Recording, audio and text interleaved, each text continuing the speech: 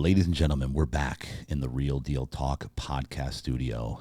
Epic 60 fighter interviews, round 2. Today's a big day. We got some incredible fighters in the house. Speaking of which, sitting in front of me for the first time ever in the Real Deal Talk studio, first time ever interviewed this cat right here. His name is Brayan Alguera, ladies and gentlemen. Welcome to the show, bro. Hey, thank you for having me. Let's go. First and foremost, let me start with the hat. I'm digging this hat, man. You like it? I do. Yeah. A lot. It's got the Yankee sign in red. Of course, you know me with red. I love that. But it's got the Empire State Building in it. Yes. Right? Yes. Where'd you get this? New York, actually. I've never seen a hat like this. It's killer. Yeah, you have to go to New York so you can get it. Well, listen, I'm from Jersey, so I was in New York all the time. But it's been a few minutes since I've been there. But, dude, that hat is killer. All right, Brayan, listen. So how many times have you fought for Epic, or is this your first Epic fight? It's going to be my first Epic fight. First Epic fight. Do you have other fights under your belt at other organizations? I do. You do? How many fights? MMA or non-MMA? MMA. MMA, I did 3 fights. Three fights? Okay, and then what other non-MMA fights? 6-0 in Muay Thai. In Muay Thai. So you're 6-0 in Muay Thai? That's my main background. Your main thing is Muay Thai. Got it. Okay, let's go. How old are you now? 24. 24. Okay, so when did you start fighting? Like when you started doing any type of fighting, what age were you? I was 15 years old when I started training mixed martial arts. Okay, so 15 years old. What did it start with? Like, did you start boxing? Did you start Muay Thai right out the gate? Muay Thai right off the gate. Really? And why did you choose Muay Thai? Or was it like a family thing, friends doing it? Like, what made you choose Muay Thai instead of another discipline or boxing or wrestling? So I tried out for wrestling. Yeah. And I didn't make it. Oh, really? Yeah, because I was very skinny, very... Yeah. So I tried out for it, and I didn't get on the team. Yeah. And my mom was like, man, we need to get this kid on some kind of sports. You cannot just be at the house doing nothing. So she took me to a boxing gym, and there was just moms just hitting the bags, you know. So I was like, I don't want to be here. Yeah. And then she took me to a jiu-jitsu gym, but they were all wearing like the gi. Yeah. And I'm like, I don't want to wear the gi. So then she took me to this gym called Disciple MMA in Virginia. Disciple? And yeah. Okay. When we walked in the gym, there was like jack dudes, like killers, like dude, like. And then I try out, and it was like pure Muay Thai, and I got my ass kicked. Yeah. And I'm like, I don't want to go back in there again because it was like, you know what I mean? Right. Fighting and everything. And she made me go. She made me like stay with it for like a month. Yeah. And so I'm like, within that month, I just, dude. You started to love it? I fell in love with it. What did you, because you got your ass kicked. You got back in there. Were they surprised you came back? The people that were in there beating you up are like, oh, you're back for more? Let's go, bro. Yeah, the coaches were intense. Yeah. Because they have military background. Yep. Trained in Thailand for years, and so they were understanding of where I was, right? Yeah. So they... Were you in the military? No. Okay. Was your family in the military? No. No, okay. Because normally people that live in Virginia, they're in the military, usually. Yeah, but no. Okay, got it. Okay. I just kept showing up to the gym, 3 times a week. 3 times became 4 times a week. 4 times became 5 days a week. I kept training. And so what did mom say? Did you say, listen, give this 1 month? Did you say just give it a month or give it a chance? What did she say to you? Like, what made you stick it out for at least a month? Did mom just make you? No, she so I would like be in class, right? Like in freshman in high school, I'd be like, what am I gonna do after class, after school? Usually it was just go hang out with my friends, do stupid stuff. Yeah. And like, let's just go to the gym. So I just kept showing up to the gym, and and became an addiction. Like I was just addicted. You loved it. Loved it. Loved it. Then I got my first fight a year after. A year after. When? How long were you training? Did you realize that you're pretty good at this? How long would you think you were doing it for before you realized, like, oh, I'm actually pretty good at this? When's called a Jarn. He pulled me aside and he was like, kid, I think you can. We have another 2 guys fighting, so you can get in the car, if Yeah. you want to. And About a year in, the coach said, "Hey, man." he pulled me aside and he Yeah. was like, "I think you should take a fight. It's gonna take it to the next level." And signed up for it. And 3 months later, I fought this guy. I was 17 years old and he was 28. 28? 28. And how'd you do? Dude, I beat the crap out of that dude. Are you serious? Yes. At 17, was your coach fired up? Dude, the whole crowd was like screaming. Like I was like, it was. How many rounds did it go? 3 rounds, 3 minutes. Three rounds. Did he make the whole fight, or was there a KO? TKO? It went to a decision. But you beat him up. I dropped him like 10 times and he kept getting up. So most of my fights went that way, when I dropped in and they just keep getting up. So I haven't found the thing where like I haven't finished it. Yeah.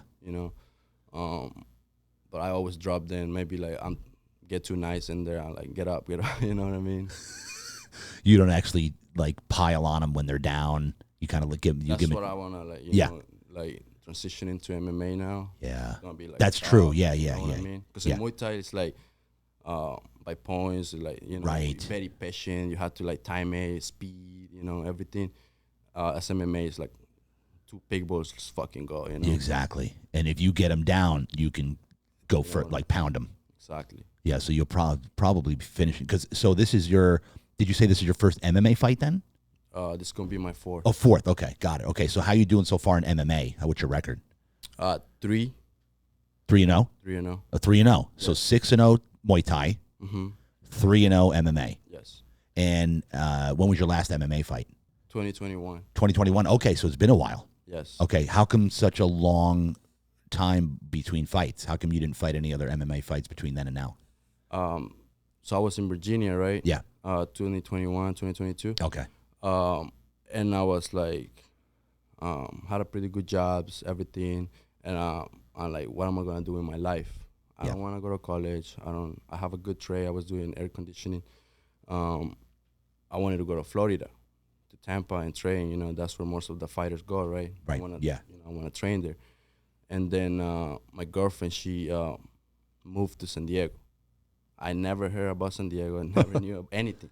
And then the gym I was training jiu-jitsu, Team Pasos, they had an affiliate called Atos. Atos, yeah. Right over here. Yes. And then they were like, hey, listen, there is a gym over there. Check it out. And started talking with my teammates, making plans. And then the universe, they just somehow it happened. The universe somehow was like, my friend who's in the Marine Corps, he was like, hey, I'm going to San Diego, to Oceanside. I'm going to get stationed there. And I think you should come with us. So I packed everything on the U-Haul and we drove from Virginia to San Diego. Wow. 2 years ago. Yeah. And so your girlfriend moved first? Yes. Yeah? Why did she move? She moved for, she wanted to be by the beach. Oh, yeah, of course. She wanted to be an entrepreneur, close to like entrepreneurship. Yes. Yeah. Want to get her own business going and stuff. Nice. Same with me, So I want to be where there's the best coaches, the best, the dogs for MMA. San Diego, Florida, Las Vegas, the best place to be. So we moved here. I moved here with my friend in 2022. And since then, I've been just bouncing around, trying to find that gym that is going to like help me, push me, that I feel like I'm growing. And I didn't find that till like 8 months ago, man. Which one? And Azteca. Azteca. Ah, yeah. And Azteca's MMA, yeah? It's a boxing gym. Oh, it's boxing? Yeah, but we have a private room like on the mats where, it's like a pro class for MMA. Oh, wow. And where's that located? In Chula Vista. Chula Vista. Nice. Who are you fighting, by the way, in this epic fighting? I'm fighting Isaac Verdugo. Ooh. Yes. He's been fighting on Epic. Yeah, because there's a couple of Verdugos, right? Is this Drago? No, Drago's bigger. It's his brother. Okay, got it. Oh, yeah, he's good. No, this is going to be a good fight. It's going to be a banger. This is going to be a good fight. It's going to be a really good fight. Yeah, oh, yeah, I know. I've interviewed him, I think, a couple times already. Okay. Yeah, and he's got an older brother, right? Drago. Yeah, Drago's the older brother too, as well. Yeah, they're gonna have a big crowd there too. Hell yeah. Yeah, that I know about them is Verdugo brings a crazy crowd. Yeah, like Reyes. Yeah, they bring a huge. Oh, dude, this epic is gonna be nuts. I'm like, because I just interviewed the heavyweights, the last war chief. Have you ever seen him, the last war chief? Have you seen this guy? Dude, looks huge, man. Bro, did you see his fight? You have to find his fight when he fought the 6'9", 350-pound mountain. Did you see this? Yeah. You saw this? He tore him up. Anyway, this is, and then you got Daniel Reyes on the main event, who's an incredible fighter. Yep, I know Daniel. Yeah, Daniel's an incredible fighter. The heavyweight fight, and now I can tell that I can already tell that you're solid, dude. That you're gonna give Verdugo a hell of a fight, man. This is gonna be a good one. Okay, so let's talk about it. Let me. How many days a week are you training right now? How many hours? How many days? My schedule is pretty set. So Monday I train twice a day, Tuesday once, Wednesday once, Thursday twice a day, Friday twice a day, Saturday once. Jeez. Sundays I just go on a run or long walk with my girlfriend or on a hike, Nice. But every day consistent. Beautiful. Okay, that's a lot of training, right? What is your main motivation every day? Why do you get up? Why do you continue to fight? Like, what motivates you when it's like, man, I don't want to get in there. I'm tired. I'm beat. Why do you keep at this pace? What's your main motivation? My main motivation, I'm chasing that kind of high, that kind of mental stage where winning flows, the winning mentality. Yep. Like Tim Grover, who was Michael Jordan's, coach for 15 years. Yep. So he's like, chase the winning mentality. So that motivates me every day. I want to win, whether it's like making extra $100, whether it is becoming faster, stronger, learning that technique. Always chasing that that frequency. That motivates me. That fuels me. That gets me pumped. When I wake up in the morning, I'm like, let's win something. Let's help somebody. Let's become a better version than who I was. Yeah. And stuff like that. Constantly striving to be the best version of yourself. Yeah, that fuels me. Because you're gifted. You know this, right? That you're a gifted fighter. How? You're a gifted fighter. You know this. Why? I can tell. You don't know it? No. No? Oh man. Yeah, where do you tap into this, bro? Where do you tap into your gift? You already got a gift. I can tell. I can feel I read books, I train a lot. Yeah. And I mean, just look at my corner. Phil Davis, Adrian Melendez. Yeah, I was gonna say, shout out some guys. Shout out your trainers, whoever you want to shout out. I mean, you just have to go and see who is on my corner. Yeah. Adrian Melendez, who's been in the game longer than I've been alive. Phil Davis, multiple world champion in Bellator. Jeremy Stevens, who just beat the hell out of Eddie Alvarez in Philadelphia. I talked with him. Like I pull him aside and I'm like, hey bro, how do you feel when you walk in an arena and there's 17,000 people screaming "fuck you"? Yeah. You know what right. I mean? Yes. How do you feel? Do you feel scared? Do you feel nervous? Like, how do you deal with that pressure and just our frequencies, right? That you have to take your mind to like, hey, like, just believe in yourself, believe in your team, and know that you do everything to win. And even if whatever happens, just never quit. Never quit. Get better. Never quit. I mean? And so, how much confidence does it give you when you've got people literally in your corner, that not only are great people and really good at what they do, but that believe in you? How much does that help you in your belief in yourself? Dude, it makes me believe more in myself. I love it. And it shows what's possible. Yeah. And this is life too.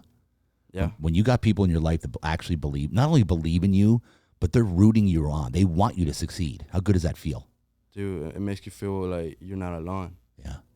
You're not alone, and it makes you feel like you want to do better, and to pass it forward. Because they're veterans now, right? And so what they did is like they're just passing along their knowledge, their wisdom. So there's gonna be a day where I'm gonna have to help the youngies and stuff like that. Yep. It's what it's all about.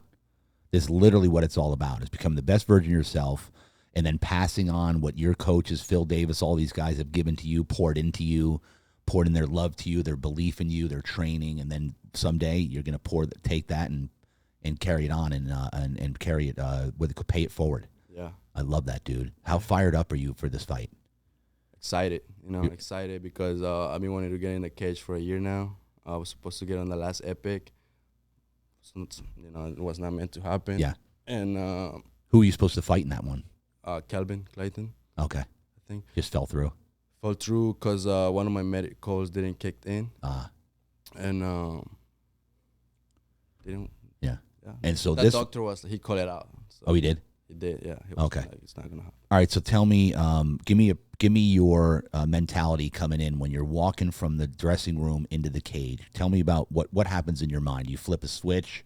Give me your mentality or what your focus is when you're coming from the locker, when you're doing the walkout to the cage. Give me into that moment. How's that feel? Well, when the body starts shaking, nervous starts kicking in, doubts start kicking in, positive affirmations. Yeah. I got this from Jeremy, like pros, people that have been doing the game. Positive affirmations, just like you've been here before. It's just gonna be another sparring session. It's just positive affirmations. Yep, positive affirmations. At what point, like when you step literally into the cage, how does that feel right there? Right. You know what I mean? It's like you want to show off, but at the same time you have to be grounded. You have to be like present. That's the most important thing. Yeah. And just relax. Just see what comes. Oh yeah. And your family, are they behind you? Mom, dad? How the family? They behind you on this? They with you? So unfortunately, my dad passed away last year. Oh man. And sorry to hear that. Family, only my grandma. Yeah. And I don't like to tell her because yeah. grandmas get worried and stuff. So I just tell her I'm just gonna go do a soccer match type vibe, like very relaxed. You don't even tell you're fighting. I don't tell her. She would be so nervous. She would, and it just put more nerves on you because you I feel more comfortable not telling her. Yeah. And I just call her the next day after the fight. Like, hey, how you doing, Grandma? Like, then you tell her you fought? And I tell her, yeah, I had a fight yesterday. And how did it go? And like, go on from there, Yeah.